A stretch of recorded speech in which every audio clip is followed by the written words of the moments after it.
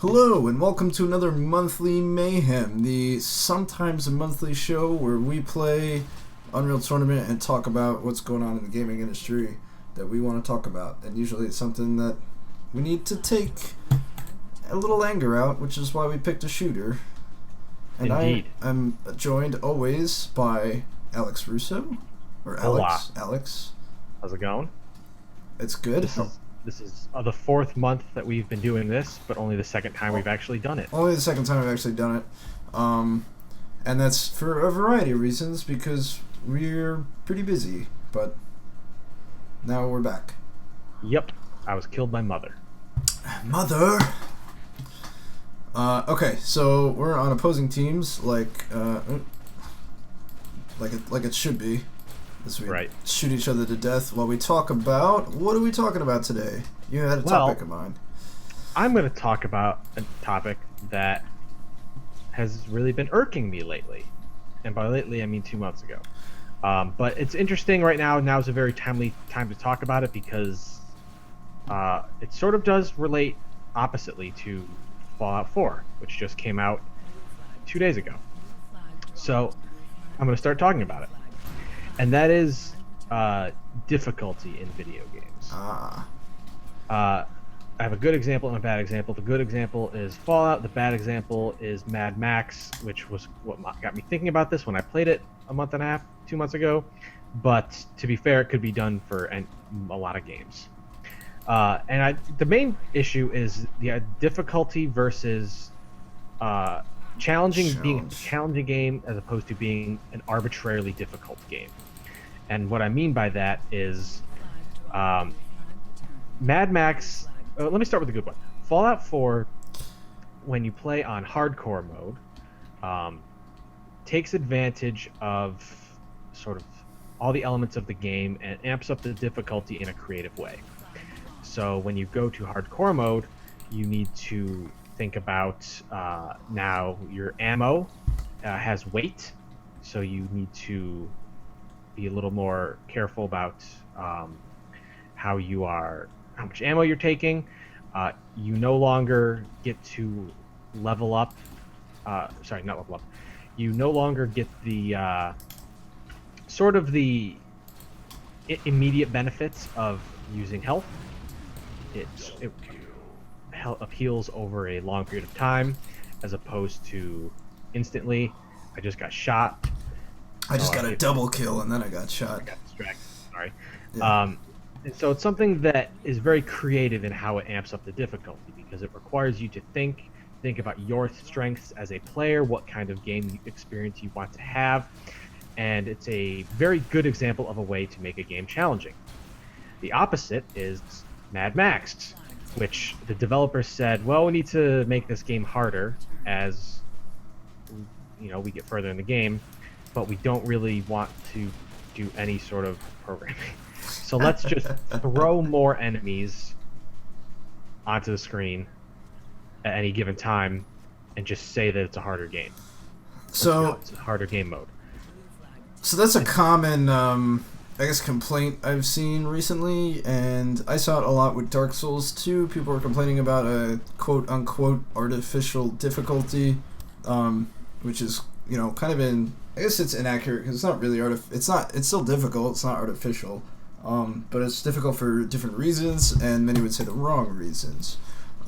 So what Dark Souls 2 did was, instead of crafting interesting bosses with unique movesets that require time and patience for you to figure out, like usual, they give you a really big enemy and then a bunch of little enemies, and you get mobbed in the middle of a boss fight, and it would be a big pain in the ass, and it wasn't fun, and that was like the big thing, because like Dark Souls is hard enough, but it's fun, and that's why people like it, And the minute you take that funness out of the game and make it something that's more tedious or frustrating, that's not how you handle difficulty well. Right. So you started playing Fallout 4? I did not start playing Fallout 4 Okay. yet, because I haven't had any time in the day that it's been out. But that game mode Granted, just assumed that it's in Fallout 4. But it was in. It was in New Vegas. It was in New Vegas. I assume it was in Fallout 3. I honestly don't remember. I don't believe it is in Fallout 3. I haven't heard anything about Fallout 4, but that doesn't mean that it's not. Right. I will say, though, that I've played a little bit of Fallout 4 so far, and in terms of difficulty, I find it to be, like, really in that sweet spot.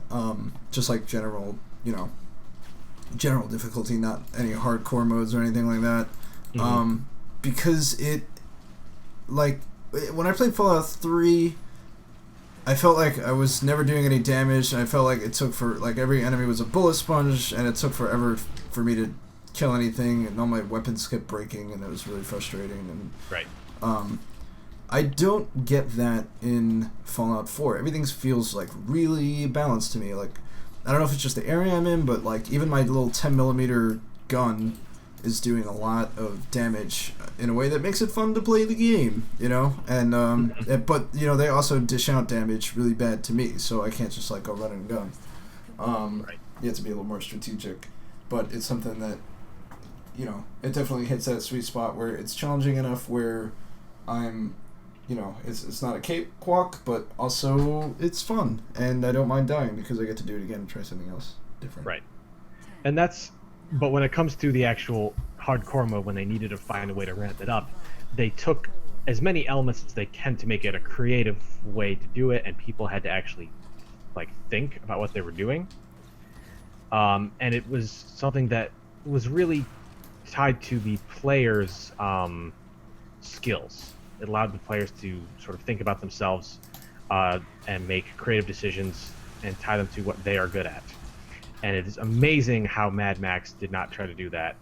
And it's just arbitrarily difficult. And I see that in many games. I just shot you in the head.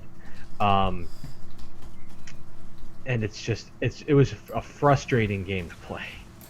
Like, it was just so, like, I got unhappy playing it because I'm like, I'm doing the same thing over and over again.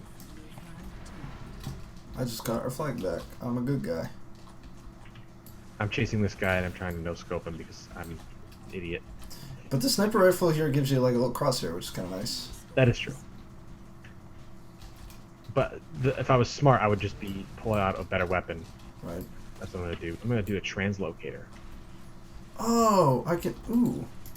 Oh. Wow, that's really neat. I forgot about that. I didn't know they gave it to you as, like, a tool.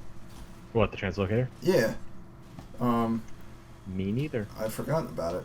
I wonder... I'm not even going for the flag, which I should be. Wow, that really changes the game. And there's a way to switch... If you push Q, it switches to it automatically. That's Fancy. really nice. So, Steve, what's bothering you in the industry these I was days? just gonna ask you the same thing. So what else? I already did mine. What else is bothering you? So let's see. So Fallout 4 came out. I did a rant on this in a recent blog somewhere, and I'll sort of bring it back a little bit because I want to talk about Waypoints, and we need to talk about Waypoints as a gaming community, I think. Okay. So Very, very specific, but okay. yeah, I mean, it bothers me because I'm noticing that Fallout 4 also sort of doesn't do it, which is nice. So when I went from playing Morrowind to Oblivion, which are Elder Scrolls 3 and 4 respectively, Morrowind doesn't have a waypoint system. So when you get a new quest, you have to, like, read your journal to figure out where to go. And it's sometimes very vague and it's not very clear, and you can get lost easily.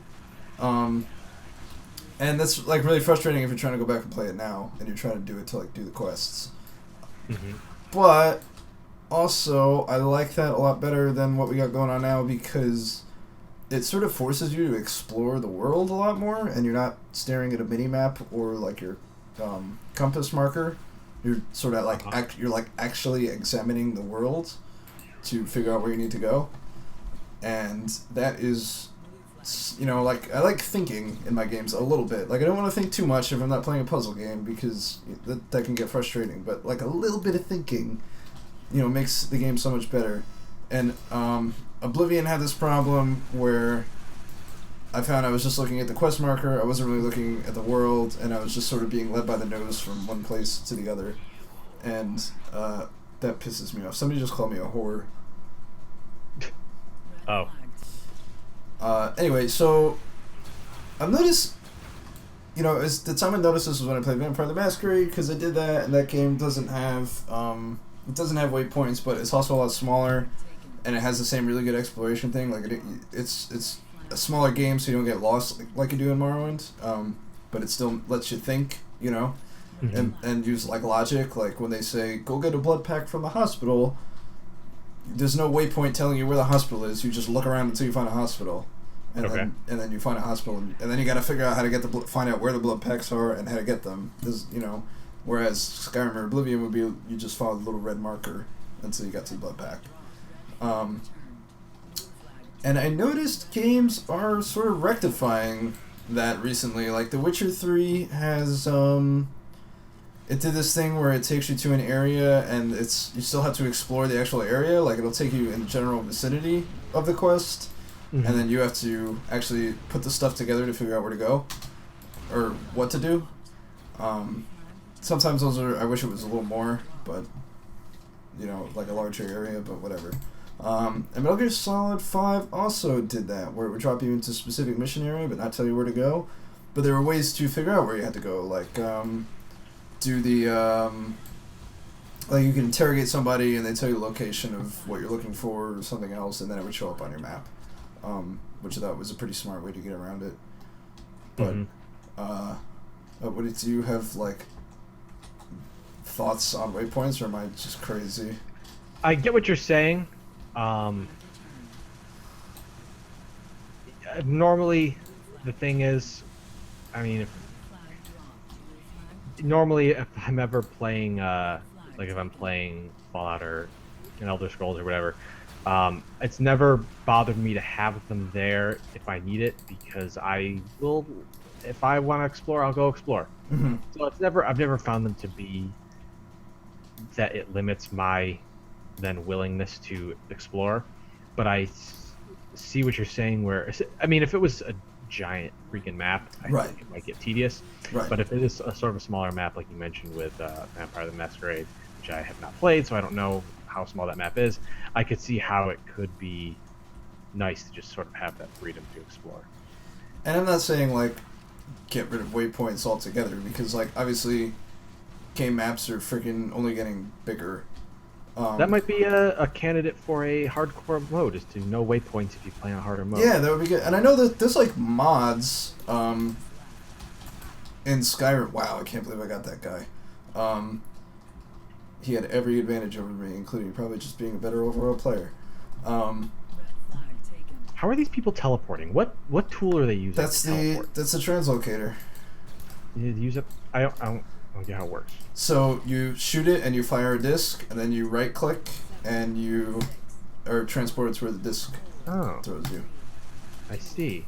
When you just were discussing it, I was just sort of ignoring it. I was like, oh, Steve knows what that tool is. Oh. It's a really interesting. It's almost like a mini portal gun, but in multiplayer. It's a really neat addition. This map obviously isn't completed yet. It's still just got the meshes. So Alex, you brought up a little while ago that Rise of the Tomb Raider came out recently. I did. And do you know where I'm going with this, or is this a surprise? Okay, so if you didn't know, or maybe you did, Rise of the Tomb Raider right now is only out for the Xbox One. It is not an Xbox exclusive. It is a timed exclusive release that the PC and PS4 release dates aren't even, like, they're not even announced yet. They're just like, yeah, sometime in 2016 it'll come out for those consoles. Okay. That's bullshit of the highest degree, and that pisses me off more than anything. It's an overt marketing tactic. There's nothing subtle about it. They're literally blackmailing you into purchasing their console, I guess. I mean, if I already had a PS4, and I knew that game was coming out, I would just wait. I wouldn't be. Why am I going to spend, like, unless I'm a super Tomb Raider fan and I have to play it day one? Right. I'll wait. Like, no big deal. Like, stop trying to get me to, I think it's marketed more towards people who haven't picked a console yet, and so for the, they want it for the Christmas season, I think, because Christmas is going to come around, they're going to say, oh, I want a Tomb Raider game, but I can only get it on Xbox, so I'm going to get my kid an Xbox One instead, because I know he likes Tomb Raider or something like that, right. Which is why everything else is slated for early 2016. It's a really shitty marketing tactic. I don't think Microsoft needs to do that. I don't think anybody should do it. I don't think Microsoft especially needs to do it because they're killing it recently with their backwards compatibility stuff. So they're already like sailing pretty high. Does it make up for their bad E3 a few E3s ago? I think it's getting there. I think they're trying to be way more consumer friendly. They were very transparent, from the beginning. Or became transparent once people started questioning them, and they're trying to get on the consumer's good side. That's not how you get on my good side, by having console exclusivity. And it's not that I'm against exclusives. I think exclusives are really important for your gaming ecosystem. You got like a brand that you stick to, your Uncharted's and your Halos, and right. Those are your system sellers. But when a game is coming out later for another console, you're lying to people because they're saying it's an exclusive and it's not. Yeah, because I remember I saw that commercial. I think I texted you immediately when the Xbox exclusive commercial came on, and I was like, "Why is this Tomb Raider? Why?" And you're like, "That's not an exclusive." I was like, "What?" I remember being confused by that commercial. Yeah, that's right. Because they had their latest commercial. They were like the best place to play games, and it showed best lineup in Xbox history. Yeah, and it was Tomb Raider, Halo, Forza, Gears of War, and maybe one other. And I was like sort of very angry at that. I'm still angry about it. I'm taking it out on the red team, but I am on blue, right? Yeah. I think that's a really terrible marketing practice. I don't think it's necessary. It just makes me hate your company. And like Sony's not exempt because they do the same bullshit with Call of Duty map packs. I just don't get angry about it because I just sort of don't care about that. But it's not fair to other people that you get packs 30 days early. Who the hell cares? That's great. Good for you. Like, you're not, like, I don't see, like, Tomb Raider I get because, like, that's a potential system seller, right? If it's under the impression that it's exclusive. But map packs I don't see as being console sellers. I mean, do you? No. Absolutely. Like, that's like the worst thing to have exclusive like rights to. Like 30 days you can play on this map. Like, great. You're going where your friends are going. So valid complaint. It's a really big complaint. I'm surprised I didn't think of it sooner when we were starting the Mayhem. So any good things then? To try to end on a good thing like we always try to do? Okay, alright. Well, I will say that I am kind of bummed that I didn't play the Star Wars Battlefront beta because they released it the same weekend as Comic-Con. Right, I remember that. So I haven't played it at all. So I have no idea what to expect beyond what other people have said about it. Basically what everyone has said about it is very mixed things. So people said, oh, it's great, it feels just like Star Wars. Other people have said that it's kind of buggy and some of the maps are super, super, super unbalanced, which is actually not a new thing. If anyone recalls the Endor map on OG Battlefront 2. But that's besides the point. I've read that Hoth is very unbalanced, but I've read that it's overall fun. But I have yet to play it for myself, and I'm still optimistic for it, despite the fact that everything I read about it makes me sad. There's what, 3 maps or something like that? 4: Hoth, Endor, Tatooine, and Sullust. Well, it's not okay. It's not 4 maps. It's 4 planets. Each planet has a couple different maps. Depending on the game mode and stuff like that? Depending on the game mode, and I took a flag. Hold on. Okay. Well, that was short. It usually is.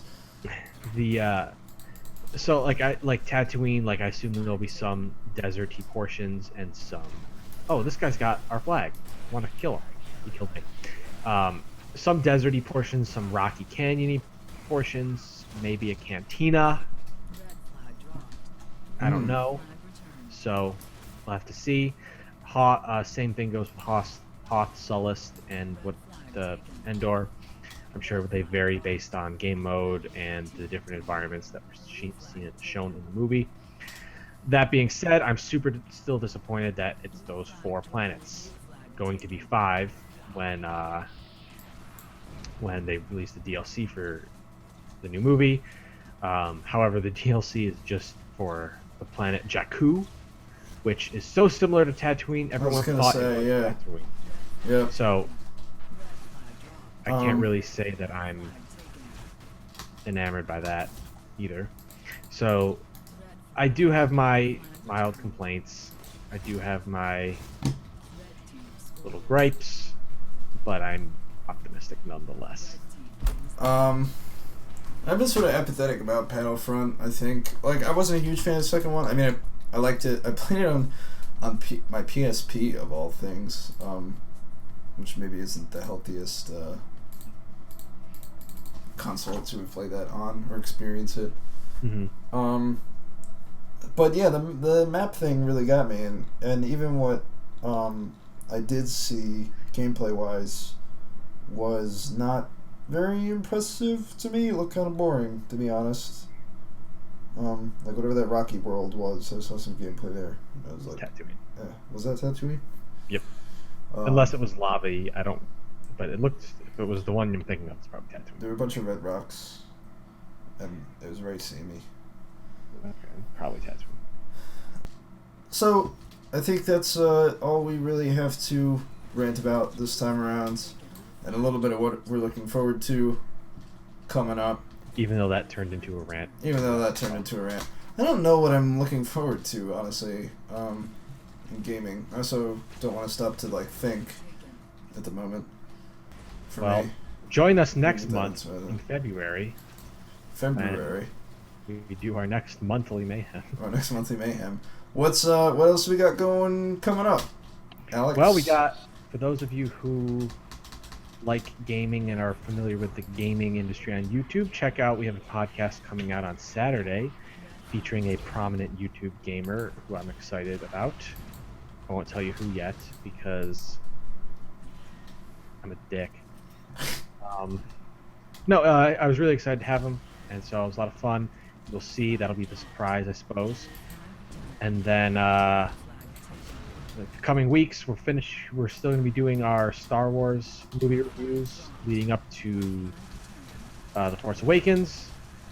We have continuing our Half-Life review, and I don't know, do we have any other big things coming up in between for the rest of the year? Like big groundbreaking things? I don't think so. I don't think so either. We got I'll probably crank out a Witcher 3 review sometime if I ever finish that, but it's slow going. Yeah, you'll see also my Battlefront and maybe my Fallout 4 review, depending on how long it takes me to play the main quest and a respectable amount of side quests in Fallout 4. Usually, I can see that coming out tail end of December, depending on how much time we get to play. Also, keep an eye on our website, www.thenerdyinc.com. We got stuff going on over there. We have tons of crap going on over there. I was shocked. Today I went to go publish the Agents of S.H.I.E.L.D. review from last night, and I was shocked. I was like, oh my god, we have so much crap on here. Mm-hmm. So kudos to Steve on that one, who's really been doing a good job cranking out some news updates and opinion pieces and TV reviews, and we also have our weekly comic reviews. We have so many things. Check out all of our things. Check out all of them, and let us know what you think about the things, or something that you'd want to see differently. We're very tweetable. Yeah, we're tweetable. We're here for you. What are you not getting from your gaming journalism, YouTube stuff that we can provide for you? Let us know in the comments down below. Or on the Twitters. Or on the Twitter. Or if you want to join us for our next monthly Mayhem, drop us a line and we'll tweet it out and what the server is, and then maybe we can fill the server. That'd be cool. That's a goal. Oh, I took a flag. Crap. Where do I go? To the other your base. I'm running. You dropped it. All right. Well, on that note, thank you for joining us. Keep posted on our website. for more games, comics, movies, and more, keep it right here on Nerdy Inc.